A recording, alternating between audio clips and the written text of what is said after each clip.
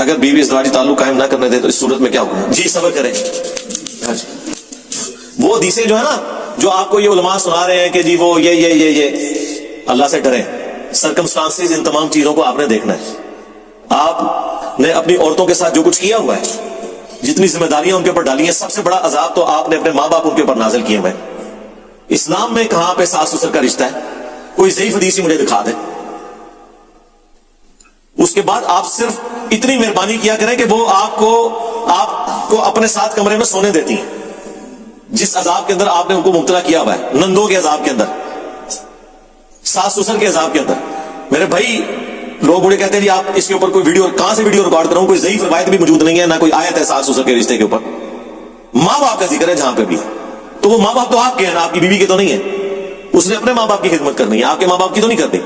اسلام میں تو یہی ہوتا تھا، جیسے ہی کوئی شادی ہوتی تھی وہ الگ فیملی شفٹ ہو جاتی تھی. ظاہر اس زمانے میں مکان تو نہیں لینا پڑتا تھا، ایک خیمہ ہی لگتا تھا نا، ضرورتیں بھی بڑی محدود تھی نا. آج کل یہ جوائنٹ فیملی سسٹم سب سے بڑی مصیبت تو یہ بنی ہوئی ہے. الگ ہوں، لیکن الگ ہونے کا مطلب یہ نہیں کہ آپ اپنے ماں باپ کو سڑنے کے لیے چھوڑ دیں گے. وہ توحید کے بعد سب سے بڑا حق آپ کے ماں باپ کا آپ کے اوپر، وہ آپ کے اوپر حق ہے. آپ نے ان کو لک آفٹر کرنا ہے. بیمار ہو جائے تو دوائی لے کے دینی ہے، ان کے کھانے پینے کا اہتمام کرنا ہے سبسسٹنس لیول کے اوپر جتنا کر سکتے ہیں.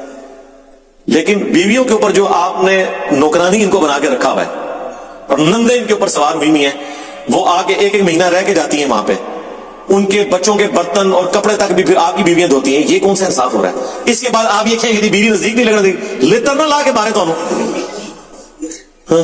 آپ نے کیا کیا بیویوں کے ساتھ؟ پوری دن کی تھکی ہوئی عورت، یقین کریں ایک عورت بیمار حالت میں بھی پورے گھر کو سنبھالتی ہے، بچوں کو اسکول بھیجتی ہے، خاوند کا ناشتہ کھانا یہ سارا کپڑے سب اہتمام کرتی ہے، اور پوری فیملی مل کے ایک بیمار عورت کو نہیں سنبھال سکتی. یہ آپ فرق دیکھیں. تو صرف پریویلیجز نہ لیا کریں، آپ ریسپانسبلٹیز بھی فیل کریں. ٹھیک ہے، ہمارے پاس تو بڑی اس طرح کی باتیں کرنے والی. رسول پاک نے مروان بن حکم کو مدینہ سے کیوں نکالا تھا؟ اس کا جو والد تھا نا حکم، وہ نبی الاسلام کی نقلیں اتارا کرتا تھا. المعجم الکبیر طبرانی کے اندر موجود ہے، اور تفصیل کے ساتھ. حضرت عثمان کے جو کہ رشتہ دار تھے، وہ چچا لگتا تھا حضرت عثمان کا. حضرت ابوبکر کے زمانے میں بڑا زور لگایا کہ اس کو واپس لیں، تو حضرت ابوبکر نے کہا کہ جو گرا رسول اللہ نے لگائی ہے میں نہیں کھول سکتا. پھر حضرت عمر کے زمانے میں بھی، پھر حضرت عثمان جب خود خلیفہ بنے تو اسے واپس لے آئے. الٹا مروان کو اپنی بیٹی دے دی، داماد بن گیا. پھر وہی پنجابی کا ایک محاورہ کہ اتھانا لائیاں ہوئیاں دنداں نال کھولنیاں پہنیاں نے.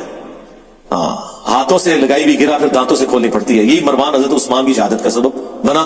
اسی طرح سے مسلمان رعایا اور صحابہ کرام حضرت عثمان کے خلاف ہوئے تھے. بیسیکلی اس کی غلط پالیسیز تھیں. یہ وزیر خاص بنا ہوا تھا نا اس وقت. تو اس پہ آپ میری ایک ویڈیو دیکھ لیں، حضرت عثمان شہید کیوں ہوئے.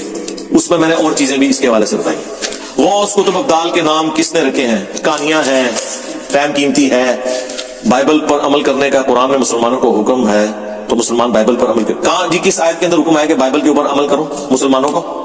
قرآن تو یہ کہتا ہے کہ اگلی کتابوں کے اوپر مہیمن ہے، یہ کتاب نگہبان ہے. قرآن تو کہتا ہے اگلی کتابیں ٹیمپر ہوئی ہیں سوائے ان باتوں کے جو قرآن کے مطابق ہیں. اچھا، باقی وہ کہہ رہے ہیں جی اس میں سورۃ البقرہ کی آیت نمبر 136 میں حکم ہوا ہے. جی یہ قرآن ہے، اور ابھی سورہ البقرہ کی آیت نمبر 136 کھول کے آپ کو اس کا فارم بھی سمجھا دیتے کہ وہ کیا بات ہوئی ہے. قرآن میں جہاں کہیں بھی یہ ذکر ہوگا تو وہ ان باتوں کے ساتھ ہے جہاں پہ باقی ساری کی ساری چیزیں جسٹیفائی ہو رہی ہیں. قرآن ہی بتا رہا ہے نا کہ انہوں نے چند ٹکوں کے عوض اللہ کی آیات بیچی ہیں، اپنی مرضی کے فتوے دیے ہیں، تعریف کی ہے ان کے اندر. تو اس میں تو یہ کوئی ذکر نہیں ہے. اس میں تو ہے قولوا آمنا باللہ وما انزل الینا وما انزل الی ابراہیم. اے اہل ایمان، تم مشرکین اور یہود و نصارہ کے اگینسٹ اپنے ایمان کا اظہار کرو. وہ تو چند پیغمبروں کو مانتے ہیں، بعض کا انکار کرتے ہیں. مشرکین عرب تو مانتے ہی نہیں تھے. حضرت ابراہیم کو بھی اپنے جد امجد کے طور پہ مانتے تھے، پیغمبر کے طور پہ نہیں. تو بتایا جا رہا ہے کہ ہم تو ایمان لاتے ہیں اللہ پر، اور جو ہماری طرف نازل ہوا وما انزل الی ابراہیم، اور جو ابراہیم کی طرف، و اسماعیل و اسحاق، اور اسماعیل اور اسحاق، و یعقوب والاسباط، اور یعقوب اور ان کے بیٹوں کی طرف، بنی اسرائیل یعنی. وما اوتی موسیٰ و عیسیٰ، اور جو کچھ عطا ہوا موسیٰ کو اور عیسیٰ کو. وما اوتی النبیون من ربہم، اور جو کچھ بھی عطا ہوا پیغمبروں کو ان کے رب کی طرف سے. لا نفرق بین احد منہم، ہم ان میں کوئی فرق نہیں کرتے، یعنی ایمان لانے میں سارے برابر ہیں. ونحن لہ مسلمون، اور ہم اسی کے لیے سر تسلیم. یہ تو ایمان کا ذکر ہے کہ آپ نے فرشتوں پر ایمان، کتابوں پر ایمان لانا ہے. عمل کس پہ کرنا ہے؟ اس کتاب کے اوپر جو محفوظ ہے. یہ فائنل ٹیسٹمنٹ. ویسے توحید کے اعتبار سے تو تورات بھی محفوظ ہے آج تک. ایک ان ایمبیگوس کوئی سٹیٹمنٹ ایسی نہیں ہے جو شرک کی طرف مائل کرتی ہو تورات اور انجیل کے اندر. لیکن باقی تبدیلیاں اس میں تو کتنی گستاخانہ چیزیں آج موجود ہیں جو اللہ کی کتاب میں ہو ہی نہیں سکتی. ریچرڈ ڈاکنز نے انہی چیزوں کے اوپر پھر گرفت کی ہے نا, دا گاڈ ڈیلوژن کتاب کے اندر. قرآن پہ تو کوئی اس نے گرفت نہیں کی, قرآن کا ذکر تک نہیں اس نے کیا. اس نے تو اپنی جو عیسائیت کے فرسودہ خیالات ہیں انہی کی بنیاد کے اوپر ڈینائل آف گاڈ کیا. تو یہ ایمان لانے کا ذکر ہے. ایمان لاتے ہیں, عمل کرنا ہے اس کے اوپر جو قرآن کے مطابق ہے, جو قرآن